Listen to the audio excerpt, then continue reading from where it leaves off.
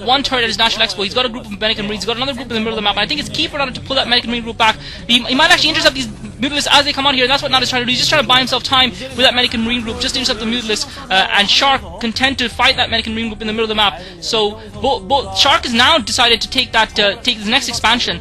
And this is the expansion that's going to be the crucial deciding expansion in this map, whether or not a player can hold it. And Shark is taking the expansion just north of his base.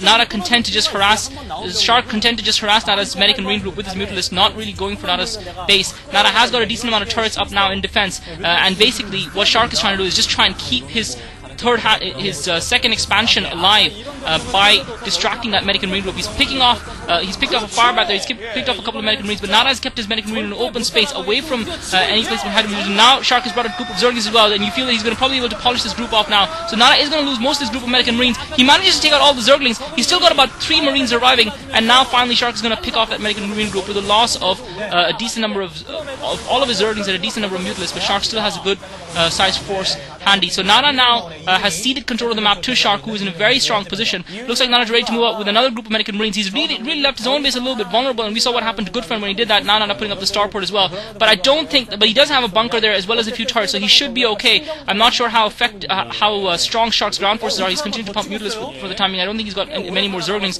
Once again, Nada pushing out with a group of Medic and Marines. I'm not sure if he's actually going to try and take that expo now, which is undefended, and he's now up above the ramp, which is going to make it very difficult for Shark to actually take that group of Medic and Marines out. Shark coming in trying to catch. He catches a few of the Medic and Marine group Marines away from the main group, but Nada has now managed to consolidate his forces, and he's now within range of that hatchery. And I feel this hatchery is going to go down. It's going to be very difficult. Shark is going to have to display some brilliant Mutalisk micro, which he wasn't really able to do versus Goodfriend. He's picked off a handful of Marines so far. Nada trying to focus, trying to keep his forces alive while also focus that hatchery. At the moment, there's only a single firebot firing at it. Nada manages to ward off the Mutalisk. Shark comes back with a group of Zerglings. He's going to save this hatchery just in time. Great play by Shark, bringing the units back to save that hatchery. He manages to keep it alive, and Nada's force is going to get taken out, and Shark's hatchery is going to survive. So Shark bringing out Zerglings just in time to supplement his Mutalisk group. Nada just sending out lone full groups of Medic and Marines, not really able to hurt Shark's economy too much. He really needs to make sure he keeps the pressure on Shark, but Nada, I feel, is in a good position because he has kept the pressure on Shark, but the question is he going to have enough to defend against this attack now coming in for Shark? Shark, meanwhile, is already teching to Hive. Nada is also getting that science facility up, as well as putting the control tower down on his starport.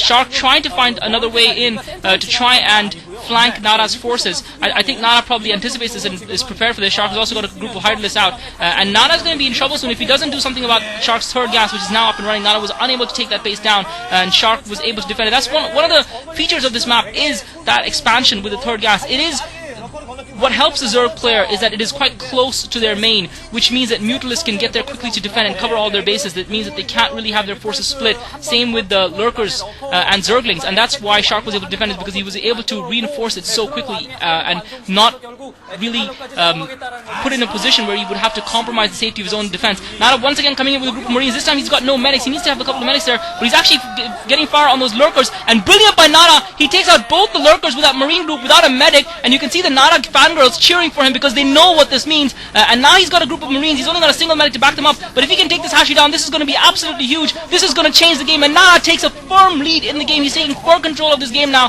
having taken out that hatchery. He's trying to focus the extractor down as well to implement maximum carnage on his opponent. Shark managed to get a Lurker down. Nada takes it out. Nada's Medic and Marine micro is second to none. Shark is going to be able to polish that Medic and Marine force off before he can take out the third gas extractor.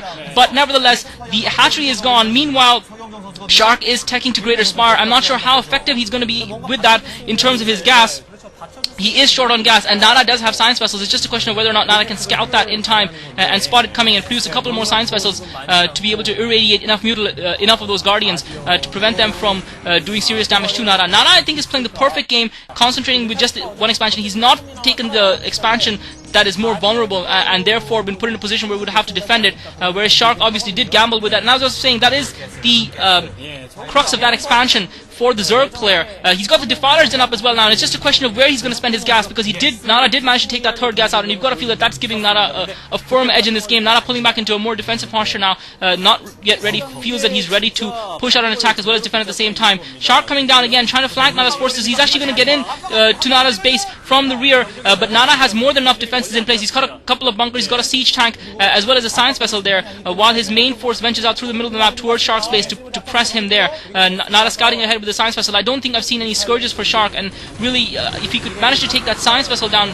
that would slow Nana considerably. Nana comfortably polishing off the group of Zerglings. Shark is going to be forced to make a decision here. He does have the Greater Spire up. Does he looks like he's gone for Defilers. I don't think he's also morphing Guardians. I'm not sure just how much gas he has and how well he's doing in that regard, but Nana looks like he's ready to set up a siege. Shark is trying to slow him down as much as possible. He's got Defilers. Nana, if Shark can interrupt Nana's supply route, that might be his only hope here. If he can hold the defense and interrupt Nana's supply route. But Nana is now positioning himself on that expansion above Shark's base, and that's going to be very difficult for Shark to defend. But here comes a counter from Shark. Guardian supplementing Lurkers and Zerglings, and I don't know if Nana has enough really to defend against this.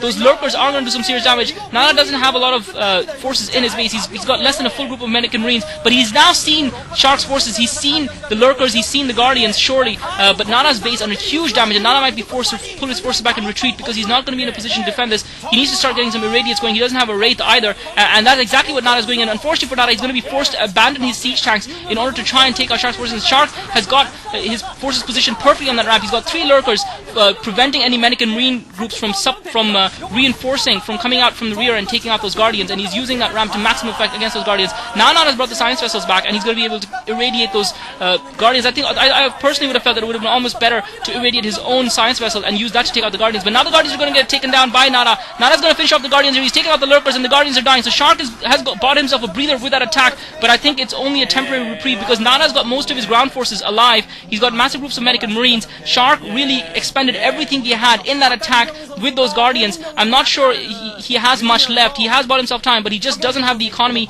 and he didn't do any damage to Nana's economy. Shark once again pushing out with a group of Lurkers and Zerglings. I'm not sure if he has a Defiler with that group or not. He does have a Defiler, but that's going to get caught by Nana's science vessel. So Nana looks like he doesn't have, and he finally gets irradiated off. Looks like he didn't look like for a second like he didn't have the energy to irradiate. So the Defiler is going to be forced to waste the swarm in the middle of the map, and all Nana has to do is micro out of it. And unfortunately for Shark, he just doesn't have enough gas and enough units to actually produce the amount of Defilers and the amount of units he needs. He's brought himself some temporary breathing room with that with those swarms, but Nana managed to sneak a couple of SCVs through.